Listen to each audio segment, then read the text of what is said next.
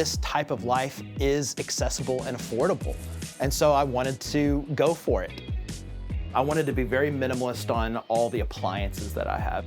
This isn't the only shower. I actually have an outdoor shower as well. So with a lofted bedroom, you have to get really clever and intentional with the space. And now we are in my favorite room of the entire house, what I call the cathedral. Hey guys, my name is Stephen Proctor, and welcome to Rivendell. Well, my intention for the kitchen, for the design was kind of, it's kind of cliche, but a balance of form and function. I wanted a really beautiful, clean, nice, modern aesthetic. Subway backsplash tile and different things that, that are functional but look nice. I went with a traditional farm style sink from IKEA. I love it because it looks good, it's very functional and deep. I do a lot of dishes. I don't have a dishwasher, so there's just a lot of space to work with there. I wanted to be very minimalist on all the appliances that I have. This is a smart oven. It's like a convection oven that has like 12 different things that it does. It bakes, it toasts, it air fries. So I wanted to go with induction. I love that because it's cleaner, it's energy efficient. It's been working pretty great. For storage and shelving, wanted to go with, again, my own minimalist approach, so I went with open shelving for everything. And one thing that's really special and meaningful to me is that my grandmother left a little bit of money behind, not very much, but I was able to use that to buy the floating shelves, so that's for my grandma. Knives are up here, utensils are up here, keeping the countertop free of clutter. We had this built in when we designed the cabinet and shelving down here. And I also wanted an 8-inch spice rack, which has been really, really nice. So I can really get a lot of different stuff in here and then it tucks away. And then for the basic kitchen stuff, cutlery, the junk drawer, dish towels, that kind of stuff, we've got some cabinets built in here. For the fridge, found the perfect size. Forgot exactly how tall it is, but it holds everything that I need. This is the pantry. It's pretty tall, and so I've got a little step stool that I can pull out, pop up, grab some stuff. But most everything, for me at least, is within reach in here, and it's honestly all that I need. My mom passed away last year, and so she was an incredible cook, and we have one of our family recipes, which was one of our favorite meals to eat as a family, and this cutting board is actually laser engraved with her handwriting from that recipe.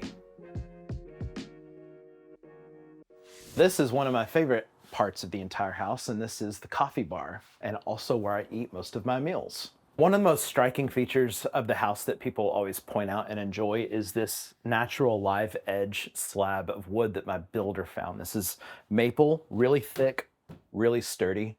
It just brings a little bit of the natural world and natural beauty into the home. So right over here, continuing with the theme of open shelving, this is the coffee corner. So I've got a grinder, kettle, weight, measuring devices, coffee mugs, and some teas up here as well. A couple of coffee books just for good looks and everything, but it's a really wonderful little space that I find my zen here in the morning. One of the artists and authors that I've worked with, Anne Voskamp, she has a tiny house on her property on her farm in Canada, and I stayed in it one time when I was there visiting her family, and it was just incredibly idyllic and beautiful and inspiring, and it just showed me that this type of life is accessible and affordable, and so I wanted to go for it. This room surprises people more than anything else because if you've noticed, everything's really white and open and spacious and clean. But here I wanted to make a fully black bathroom while still tying in the bamboo, the ideas of floating shelves and open shelving. I even have a heated towel rack right here. Yeah, it feels luxurious, like you're in some spa or something. But guess what? All of this stuff is really affordable. This heated towel rack, I think I found this for 120 bucks on Amazon. Home Depot, Lowe's, IKEA, that's where a lot of this stuff is coming from. This medicine cabinet where I've got some storage and throw some of my extra junk, bathroom junk in there. I love the basin, the black basin here in kind of this trough style. And then let me give you a shot of the walk-in shower. If you've ever experienced a rainfall shower, it is incredible. For the flooring, the entire bathroom has this river stone tile that I found is a great, simple, cheap option instead of just normal tile. There's a company called Toiletries out of Australia, and they make stuff that's great for guys, great for everyone, but it's really targeted towards guys. This is like a hair scrubber, scalp scrubber, a face scrub, a body scrub, and then they've got these little suction things, just bam, right on the wall. Looks good, goes with the design and everything. Just a real simple install there. When we built the house, hot water runs to it as well, and just found this little, rack, put some soaps up there. There's a company out of Portland called Nakamoto Forestry that sourced this. This timber is Japanese cedar that was farmed and milled in Hiroshima, Japan, and then it was shipped over to Portland where they have a unique process where they burn and char the siding. It's weather and rain resistant, it's bug resistant, and fire resistant. This will last 100 years.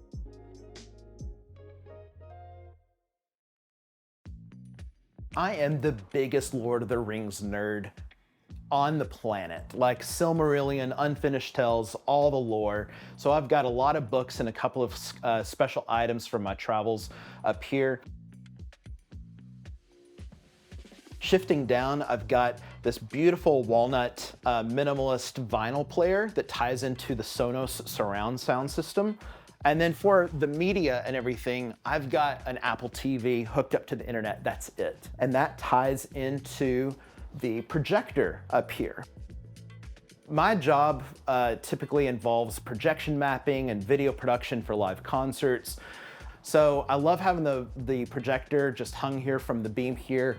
And I just use the white wall as the screen. I don't have a screen that needs to pull down. It just hits the white wall. It looks great. So I've got an ottoman that matches the couch, which I found on article.com. When you're living tiny, you gotta balance that form and function. There's no wasted space. At the same time, you don't wanna clutter your space up because you want the space to breathe. And so having that ottoman tucked behind there, it worked out perfectly. This is a landscape photo, long exposure, featuring a drone light. But I wanna show you a really cool feature about this artwork that blows people's minds.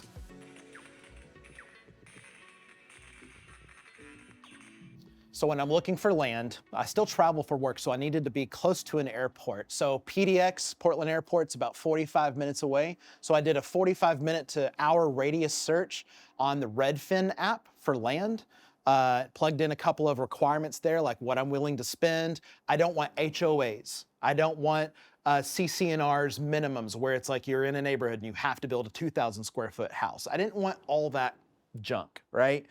And this acre and a quarter in the heart of the Columbia River Gorge popped up. I was able to buy it for about $60,000. That is an incredible steal. I won the jackpot because other properties and things have been purchased in recently that's made this value of this place go skyrocketing. Like, it's crazy. I probably put in about $30,000 on utilities from city water. I didn't have to dig a well. I have a septic system, too far away for sewer, and it's actually more affordable to do septic anyway. And then I'm tied into county power. So when it came to finding out what kind of design I'm gonna go with, I went with this company called Den Outdoors that creates incredible house plans. They make it incredibly easy to get it permitted by City Hall, turn it into a contractor, a builder that can just go with it, make a couple of modifications here and there. It was an actually pretty easy process. All in cost for everything, on the house build was about $175,000. That includes some of the major appliances and that kind of stuff like that. If you just want to go with a bare minimum empty house, probably about 168. One of the ways I wanted to keep the form and function balance is, well, I need a place to store my firewood, so I found this on Etsy. For the stove, I went with a Morceau, which is a Scandinavian company, this black pedestal style with the flue that goes straight up. I don't know why, it just looks really, really good, and it's very, very small, and it puts out a lot of heat.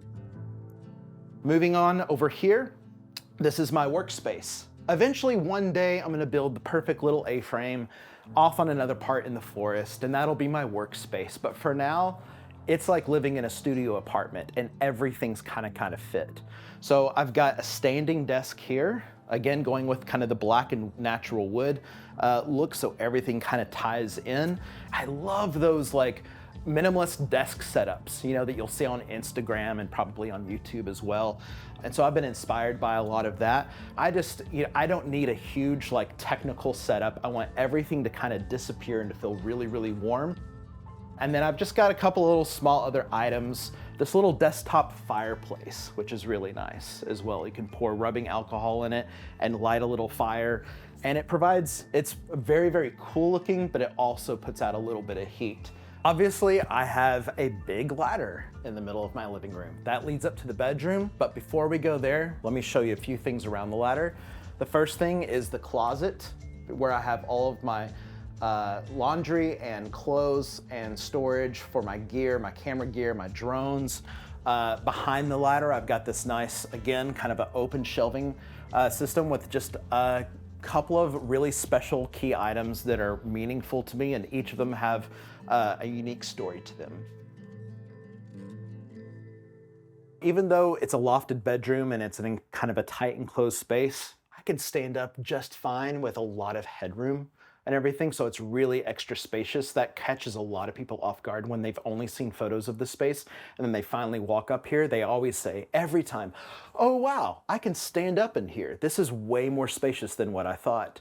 There's this black strip up here that's in the seam of the ceiling. That's a light. And I nicknamed this the Mandalorian Darksaber, for you Star Wars fans out there. So with a lofted bedroom, you have to get really clever and intentional with the space. To make sure that there was a low profile bed because of the enclosing A-frame style ceiling, I went with the Floyd platform bed, which is kind of a Japanese style. I've got two bedside tables, nightstands from IKEA, just for some extra light and a place to put some books and store a few little extra bedside items and clothes. And then also underneath the Floyd bed, I have these two pull-out canvas shelves. Right here is a tiny bookshelf that my friend Dan built for me a few years ago. I've used it as a bookshelf, but now it's kind of where a lot of my family photos live, just to kind of always remember them. And now we are in my favorite room of the entire house, what I call the cathedral. This is the front porch. This is where I spend most of my mornings and evenings, especially when the weather is good, just sitting out here reading a book, having a good conversation with a friend, drinking a cup of coffee. This is where all the magical conversations and ideas happen. If I were to leave you with any words of wisdom, it would be this. The design, the aesthetics, the tiny, everything that is trendy right now, yeah, that's fun, it's amazing, and I hope you enjoyed the tour, but really all of this, no matter if it was a tiny house on wheels or this cabin that I built, it's all about being reconnected to nature. I think that's why so many people are attracted to the van life, is because it takes us out onto the landscapes and lets us live in the wild, closer to creation. And we realize that that brings so much peace and healing and calmness to our frantic and suffering souls. And so that's why I did this. I want to live in the trees with the deer, reconnected to nature. I'm gonna leave you with this one quote that I included in my book. It's by an artist named Andy Goldsworthy. We often forget that we are nature. Nature is not something separate from us, So when we say that we have lost our connection to nature, we've lost our connection to ourselves. And that's what this whole thing is all about, is reconnecting not only to nature, but reconnecting to ourselves and our own stories. All right, guys, thanks for coming out. If you want to follow my journey, @Proctor is my artwork and my drone cinematography. If you want to follow more on the house and see more photos and videos, @Rivendell XPNW. All these links are going to be in the description. I want to tell you about a unique project that's coming out, probably going to be out by the time you're watching this. It's my first ever book. And so I have a book coming out called Wild Wonder, What Nature Teaches Us About Slowing Down and Living Well, featuring my aerial landscape photography, as well as some stories and reflections. And so I'd hope you'll check that out, and maybe will be a great addition for your tiny home. Thank you guys so much for coming out. It's been awesome showing you around. Have a great day.